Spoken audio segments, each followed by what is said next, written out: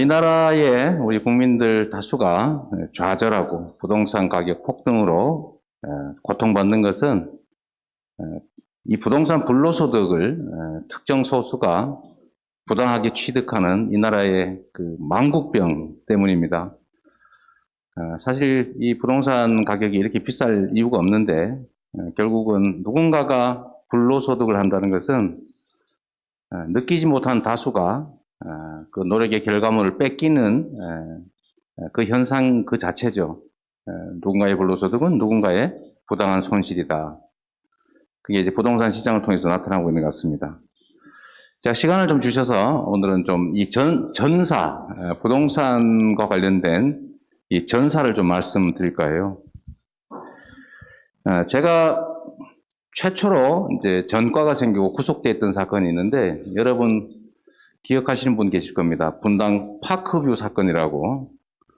분당에 우리 김병욱 의원님의 지역구인 분당 정자동에 업무 상업 용지가 있었는데 그게 이제 분양이 안 되고 이걸 주택으로 주상복합으로 지어서 분양을 하면 그야말로 속된 말로 대박이 나는 그런 상황이었습니다. 그래서 이걸 주상복합 용도로 바꾸고 또 그 위에 아파트를 지어서 분양하는 사업들을 당시에 그때도 역시 정경유착을 통해서 진행이 됐는데 제가 반대 운동을 약 3년 동안 했습니다.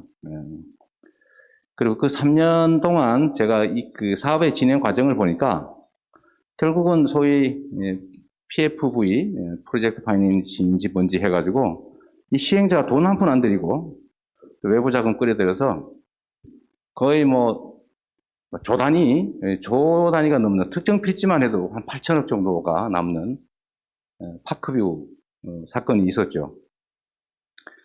제가 그 사건 때문에 무슨 검사가 그 시장한테 내가 수원지검 담당 특수부 검사인데 나한테 다 얘기하면 내가 봐줄 테니까 사실대로 불어라 이렇게 해가지고 시장이 또 그걸 믿고 다 불었어요.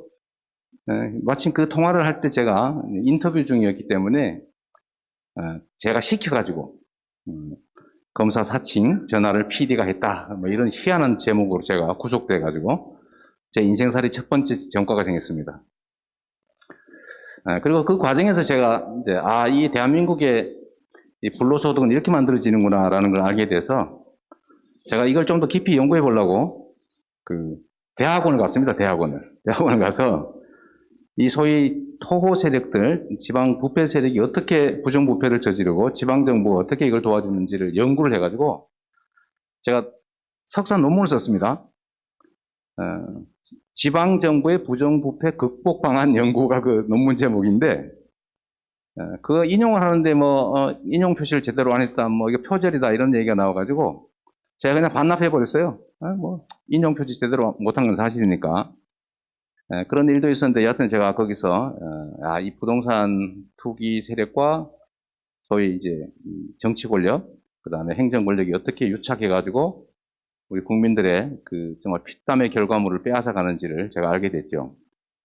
그래서 제가 뭐 전문가는 못 되지만 부동산 개발 방식을 통한 부당이득을 어떻게 찾는지를 제가 봤기 때문에 제가 2010년에 제가 출마를 하면서 공원을 했습니다. 공원.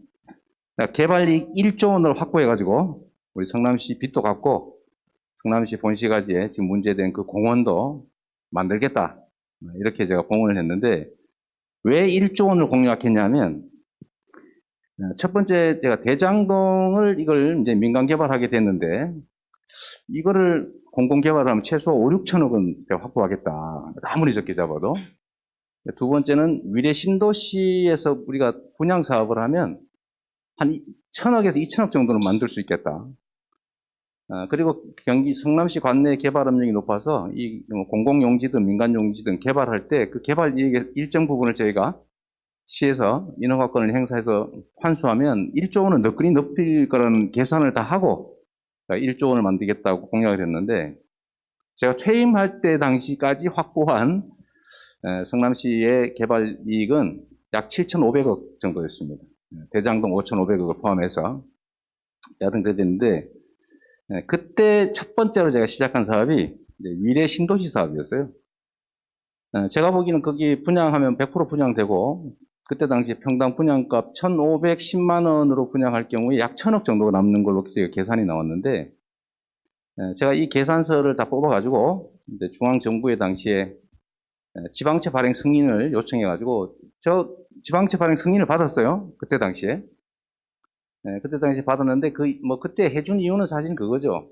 제가 대장동 말고 고등동 개발을 제가 발목을 잡아가지고, 고등동 개발 사업에 우리를 끼워주지 않으면 위례 신도시 사업권을 주라. 안 주면 고등동 개발 사업을 제가 못하게 막겠다. 이렇게 해서 6개월을 지연시킨 다음에 토지에 대한 이제 우선 매수권을 저희가 확보한 겁니다. 그래서 당연히 정부 승인도 받았고 또 뭐 남는 게 확실해서 저희가 이 기획을 해서 시의회에 지방채 발행을 신청을 했더니 시의회가 부결해 버렸어요. 성남시가 공공개발에 나서면 안 된다. 그러니까 대장동을 막기 위한 전초전이었던 것 같은데 어쨌든 그 부결이 돼서 제가 그때 고안해낸 게 우리가 아파트 부지의 매수권을 우리가 가지고 있으니까 비록 내가 사업은 못해도 민간 사업자들을 끌어들여서 그 분양 수익의 절반은 우리가 확보하자라고 해서 시작을 한 게 지금 김기현 원내대표께서 내용 모르고 물정 모르고 마구 물어뜯고 있는 바로 위례 신도시 사업입니다. 근데 그때 제가 하나 배운 게 있어요, 또. 처음에는 800억 정도가 남는다 그래서 저희는 위험 부담을 하지 않고 50%를 받는다. 400억 정도 예상되는 분양 이익 50%를 받는다고 해놨더니 처음에는 분명히 우리 몫이 400억 정도 남을 거라고 했는데 어느 날 보고는 아니 그 수익이 예상만큼 안 나가지고 200억으로 줄었습니다. 그리고 마지막에 얘기 들어보니까 이게 300억밖에 안 남아가지고 150억밖에 못 주겠습니다. 우리가 못 받게 됐습니다. 절반이니까. 그래서 뭐 그렇다는 거 어떻게 합니까? 비용이 그렇게 많이 들었다는 걸. 그래서 결국은 그 150억으로 본시가지에 도서관, 또 육아지원센터, 청소년센터, 또 육아지원센터 이런 것들을 지었죠. 김기현 대표께서 그 150억 어디 갔냐? 행방불명이다 그러던데 이거 당시에 언론에 다 보도된 겁니다. 제가 다 광고해가지고. 김기현 대표 또 허위사실 공표 또 하나 걸렸어요. 제가 반드시 책임을 묻습니다. 정치를 이런 식으로 하면 안 되죠. 그래서 그때 제가 이 민간업자들과 사업을 같이 할 경우에는 이 비용을 부풀리고 또 로비를 해가지고 이 작업을 할 가능성이 있기 때문에 이걸 원천 봉쇄해야 되겠다라고 생각을 해가지고 대장동의 그 민간 공동 사업을 할 때는 제가 미리 명확한 방침을 준 겁니다. 사전에 이익을 확정한다. 손해 나든 이익이 나든 따지지 못하게 해라. 그리고 무조건 입찰에 응하는 회사 중에서 제일 많이 내는 데를 해라. 그것도 많이 안전하게 내는데 뭐 나중에 뭐 개발 이익이 나면 주겠습니다 이런 거 안 된다. 무조건 얼마나 확정적으로 내는지를 확정을 사전에 한 대를 해라고 해가지고 3개 컨소시엄이 들어왔는데 그 중에 지금 이 사업체 이제 하나은행 컨소시엄이 제일 많이 써낸 거예요. 그때 제 예상으로는 이거 한 3,500억 정도 이 정도에 들어오지 않겠냐. 2,700억은 당연한 거고 공업 만드니까 한 1,000억 정도 해서 한 3,000억대 후반 이 정도면 최대치다고 생각했는데 이상하게 4,500억을 써낸 거예요. 그리고 나머지 두 개 컨소시엄은 그보다 훨씬 못 미치는 이런 제안을 냈는데 그때는 제가 사실 약간 의아했습니다. 이게 1조 5천억이 들어간 사업인데 어떻게 4,500억을 준다고 하지? 본인들은 1,800억밖에 안 남고 근데 지금은 그 의문이 좀 풀렸어요. 여러분이 아시는 것처럼 이 하나은행 컨소시엄 뒤에 숨어있던 사람들이 있는 거죠. 이 사람들은 이미 땅을 다 해당 대장동 부지를 3배에서 5배 가격을 주고 미리 계약금 주고 다 사버렸기 때문에 수백억을 이미 쓴 상태라서 이 사업권에서 탈락하면 전부 감옥 가야 됩니다. 그러니까 다른 컨소시엄은 전혀 꿈도 꾸지 못할 만큼의 고액을 써낸 거죠. 그리고 제가 그때 당시는 2015년이 너무 부동산 경기가 안 좋을 때라 1,800억밖에 안 남다 그래서 그리고 우리 예측보다 많이 받았기 때문에 그냥 넘어갔는데 한 1, 2년 지나니까 부동산 가격이 살짝 올라서 이 사람들이 너무 많이 이익을 취할지도 모르겠다고 해서 제가 또 강압적으로 어, 주변에 터널, 배수지, 그다음에 고속도로 입체교차로, 교차로 이런 거 진입로 만들어라. 이렇게 했더니 920억 정도였던 거죠, 그게. 그 920억을 제가 추가 부담을 시킨 겁니다. 그랬더니 그분들이 그랬다는 거죠. 이거 깡패도 안 하는 짓이다. 이게 성남시장이 완전 양아치다. 막 그랬다는 거예요. 그리고 결국은 이성훈 회장이 법정에 와가지고 저보고 양아치 깡패 이런 소리 참아 못하고 또 공산당이라고 공산당 같더라 이런 얘기를 했습니다. 여하튼 이게 이 사건의 전체적인 줄거리예요. 근데 아까 우리 김병욱 의원 말씀하신 것처럼 이 개발을 해서 생기는 이익 중에서 예를 들면 건설업체들이 건설공사에 기여해서 생기는 소위 말하는 건설 이익 또는 금융사들이 금융 투자를 해서 받는 금융 이익 이런 거에 정당하게 보상을 해야 되지만 허가해가지고 용도 변경 자체로 생기는 엄청난 불로소득은 사실은 그 토지 소유자나 사업자가 가질 이유가 없는 거죠, 원리적으로. 그건 권력의 귀속 주체인 우리 국민들, 시민들이 갖는 게 마땅하다라고 해서 그 중에 인허가 자체에서 생겨나는 불로소득은 다 원칙적으로 환수한다는 것이었죠. 그런데 이미 보도에서 많이 나왔습니다만 이게 수천억대 이권 사업이다 보니까 이제 이명박 대통령이 지시를 했고 LH가 받아들였고 국민의힘이 압력을 가해서 공공개발을 포기해버렸고 민간개발을 할 수 있는 상태에서 성남시가 공공개발을 하려고 하니까 지방채 발행 부기를 시켜버리고 그러면 공사를 통해서라도 어떻게 해보겠다 했더니 공사 설립도 3년인가를 지연시켜서 못하게 하고 결국은 나중에 이제 그런 민간 자본을 동원해서라도 우리가 이 사업에 대해서 일정액을 받겠다라고 했더니 그것도 적자난다고 국민의힘 시의회에서 못하게 극렬하게 반대하고 심지어 여러분 기억하시는 것처럼 준예산 그 의결을 안 해줘 버려가지고 대한민국 역사상 거의 전무후무한 준예산 사태까지 갔던 거죠. 그래서 이게 결국은 국민의힘이 어떤 정치 세력인가를 정말로 적나라하게 보여주는 것 같습니다. 토건 세력 그 자체 또는 토건 세력과 유착한 부정부패 세력인 거죠. 그래서 이 국민의힘이 결국은 그 사업을 최초부터 추진했던 그 사람들이 결국은 사업을 할 수 있는 여건을 만들어줬고 그 대가로 제 생각에는 그 대가로 박무식 무슨 의원 아들이 말 같자면 50억 받고 또 누구는 고문한다면서 아마 억 단위로 돈을 받았을 것 같은데 그거 말고도 아마 성남시에서 극렬하게 공공개발을 막았던 그 정치 세력, 그 국민의힘이 반드시 그 안에 한둘도 아니고 엄청나게 많이 들어있을 거 제가 예상이 됩니다. 곧 밝혀지겠죠. 검경이 열심히 수사하고 있으니까 신속하게 빨리 수사해가지고 좀 전체 실체를 좀 밝혀주면 좋겠다는 생각이 듭니다.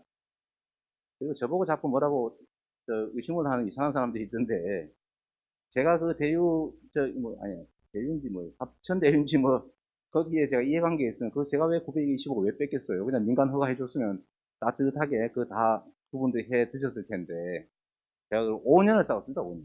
2010년부터 재선될 때까지는 못했고 재선되면서 시의회가 바꿔서 겨우 5년 만에 그 사업을 시작할 수 있었는데 제가 그때는 얼마나 고통을 많이 받았습니까? 근데 상여 메고 막 시청 앞에 난리에다가 거기다 결국 제가 920억 더 부과시켰잖아요. 제가 왼손에 걸 제가 오른손을 뺐었다는 얘기입니까?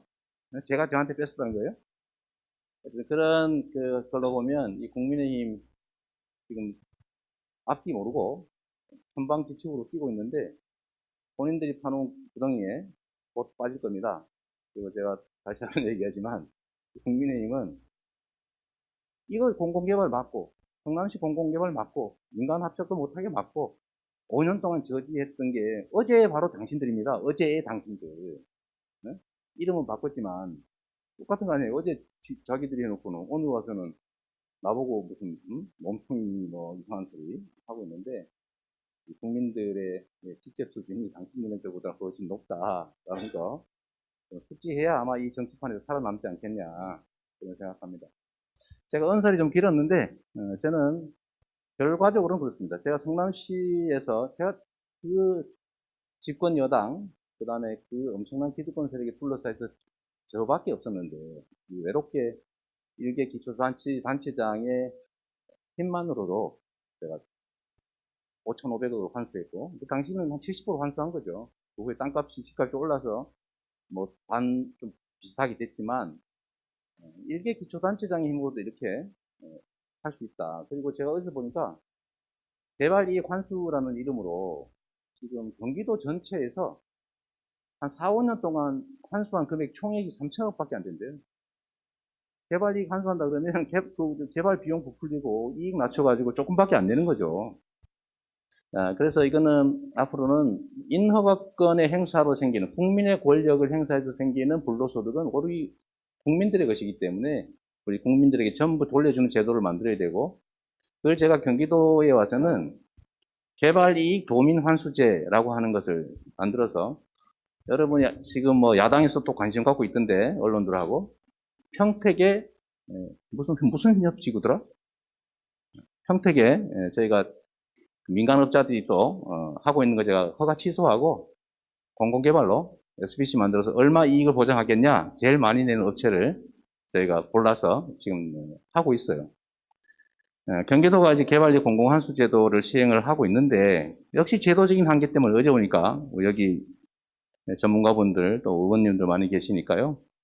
앞으로는 일정 면적 이상의 토지의 용도를 바꿔서 개발을 하는 사업은 기본적으로 공공이 하게 100% 공공이 환수하는 제도를 좀 만들어 주시고, 거기서 환수되는 이익들은 우리 청년들을 위한 청년주택을 짓는다든지, 또 무주택자들의 장기 공공임대를 짓는데 그 자원이 사용될 수 있게 해주면 이 나라가 이제 부동산 불로소득 공화국에서 좀 탈출해가지고 성실하게 정말 열심히 일하는 사람들이 존중받는, 또 열심히 일하면 나에게도 소득도 있고 미래도 있다는 생각이 가능한 그런 사회가 되지 않을까 싶습니다. 어쨌든 저는 우리 조선일보를 포함한 보수 언론, 그리고 우리 국민의 힘, 죄송합니다. 도둑의 힘, 이것도 아닙니다.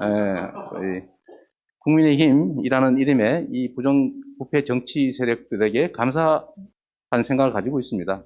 제가 사실은 공약으로 개발이익 국민환수제라고 하는 걸 시행하겠다고 하고 싶었는데, 다른 건 다 했는데 이걸 왜 못했냐면, 분명히 조선일보 그 시장 개입이다, 민간의 자유를 침해하는 거다, 이게 사회주의 국가냐, 막 이렇게 공격할 것 같아서 제가 안 했거든요. 저도 사실은 그런 점에서는 좀 용기가 없는 거죠. 근데 마침 조선일보가 이런 식으로 막 최선두에서 가지고, 왜 공공개발이익 다 환수 못했냐? 왜 공공개발 못했냐? 왜 민간개발 허용했냐? 이런 식으로 공격을 해주니까, 이게 바로 정말 저는 우리나라의 이 불로소득 공화국을 벗어나는 결정적 계기가 될 것 같습니다. 이제 반대 못할 거 아니에요. 벼룩이도 낯짝이 있다는데 못할 거 아닙니까? 그러니까 여기서 안 좀 잘 만들어 주시고, 또 우리 국민과 국가만을 생각하는 훌륭한 우리 그 국회의원님도 많이 계시니까, 이번 기회에 아주 그냥 불로소득 부당이득 아예 못 취하게 그냥 제도로 꽁꽁 묶어가지고 다시는 우리 국민들이 부동산 때문에, 높은 집값 때문에 고통받지 않는 세상, 열심히 일하는 사람이 존중받는 세상 만들었으면 좋겠다, 이렇게 생각합니다. 감사합니다.